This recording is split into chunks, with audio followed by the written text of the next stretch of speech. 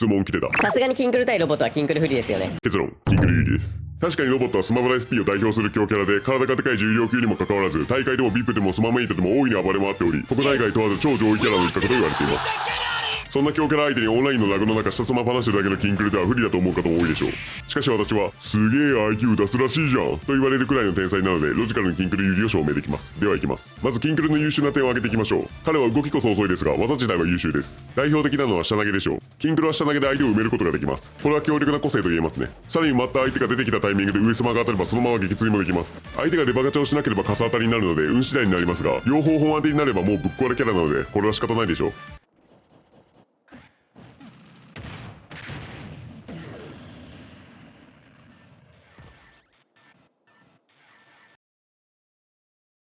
しかしキンクルには発生の早い植木があります。これであればほぼ確実に追撃ができます。斜め上に飛ばすので撃墜は難しいですが、投げ埋めの後に植木で撃墜なんてできたらゲームバランスぶっ壊れるので、これは仕方ないでしょう。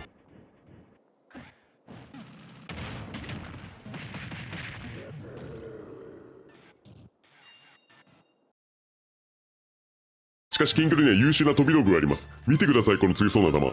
確かに発戦も弾速も遅いですが、その分威力は非常に高いです。重量級が飛び道具を持っているだけで脅威なのに威力まで高いんだから、発生や弾速は遅いなんて当然ですよね。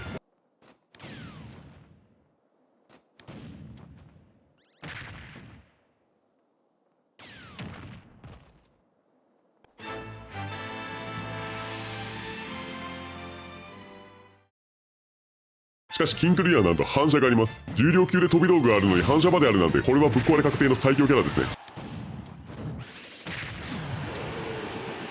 わかりました。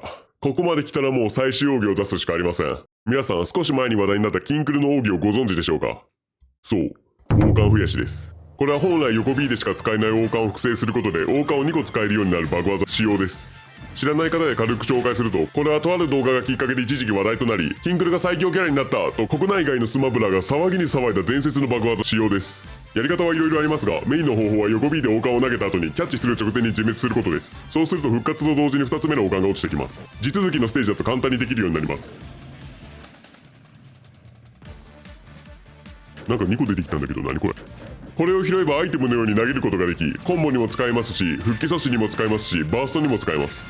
かなり強力ですが、その分デメリットもあります。まず1つ目、増やした王冠は相手も使えることです。過去私はこちらのキンクル対キンクルはキンクル有利ですという動画で、キンクルはキンクルの王冠を持ったキンクルによりキンクル側の動きをキンクルに制限されるため、キンクルはキンクルにキンクルできないキンクルと説明しました。そのキンクルに有効なキンクルの王冠を相手に拾われるリスクはキンクルのため注意キンクルしなければなりません。次に2つ目、自分が触れたら消えることです。そのためキンクルは攻撃しながら拾う必要があります。通常アイテムは触れても何も起きませんが、この増やした王冠は触れると消えてしまいます。相手が触れても何も起きませんが、キンクルが触れると急にパッと消えてしまいます。決してバグではありませんが、仕様により消えてしまいます。これはキンクルの命の儚さを再現した桜井さんのこだわりですね。さすがです。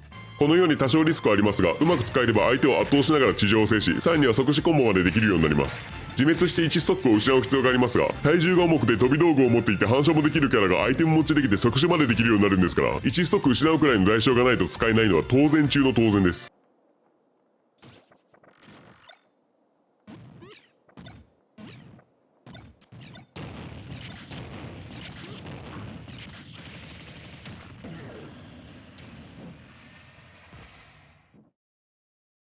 わかりました。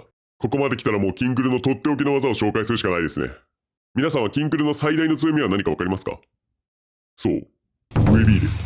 見てください、この重量級とは思えないほどの復帰距離。確かにクッパの方が体重は重いですが、復帰距離は圧倒的にキンクルの方が長いのです。どれぐらい長いかというと、なんと終点くぐりまでできるのです。復帰の長いキャラの特権とまで言われている終点くぐりを、反射があって飛び道具があって体重重いキャラが使えるんですから、これはもう文句なしのぶっ壊れ最強ティア1大環境スマッシュブラザーズ待ったなし。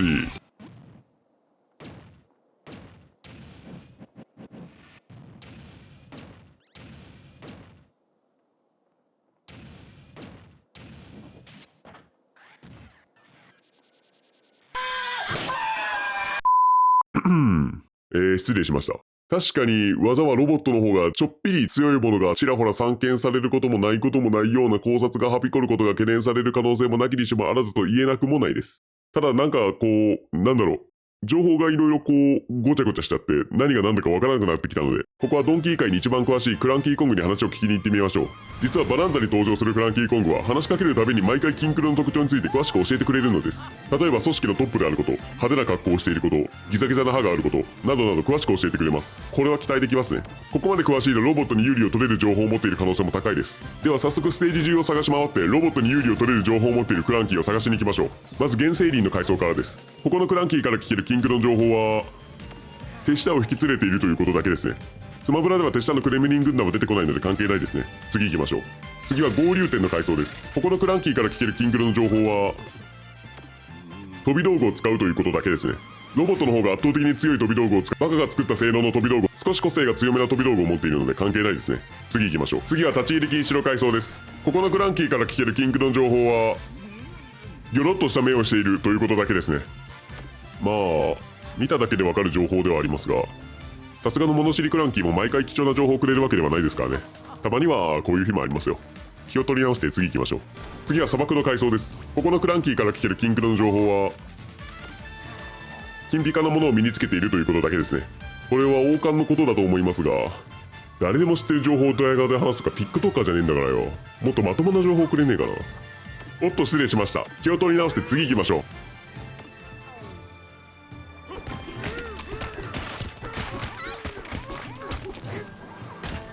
次は食品工場の階層です。ここのクランキーから聞けるキンクルの情報は笑い声がやかましいということだけですね。使えねえなこのじじ。そもそも私は以前にミセスグリーンアップルとキンクルの相性を証明した時にキンクルの笑い声のデシベルを計算して聴覚に異常をきたすレベルということまで証明したので、キンクルの笑い声が大きいのは義務教育と同じくらい常識ですね。次行きましょう。この後もいろいろな階層のクランキーに話を聞いたのですが、尻尾を思い出してイライラする、言葉遣いがなっとらん、笑顔が憎たらしいなど、ただの更年期障害のジジイの愚痴みたいなのしか出てこないまま最後の階層まで来てしまいました。このままキンクルフリーとなり動画が終わってしまうのか。皆がそう思い始めた次の瞬間、なんとこの最後の階層、星の中心にて明確にキンクル有利と断言できる衝撃の情報を得ることができました。その衝撃の情報がこちらです。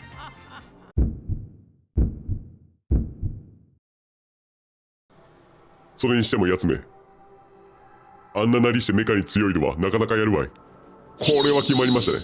あのドンキー界に一番詳しいクランキーが、あの隠しアイテムの場所を全て把握しているクランキーが、あの子供にミニゲームで勝ってめちゃくちゃマウント取ってくるクソジジイが、はっきりとキンクルはメカに強いと発言しているのです。これはもう覆しようのない証拠ですね。つまりキンクルはメカに強いイコールロボットに強いということになるので、ロボット対キンクルはキンクル有利となります。よかったですね。今回は危うくキンクル不利となるところでしたが、なんとかロジカルに巻き返せましたね。危ねえ。他にもキンクルとの相性が知りたい方はぜひコメント欄で教えてください。ご視聴ありがとうございました。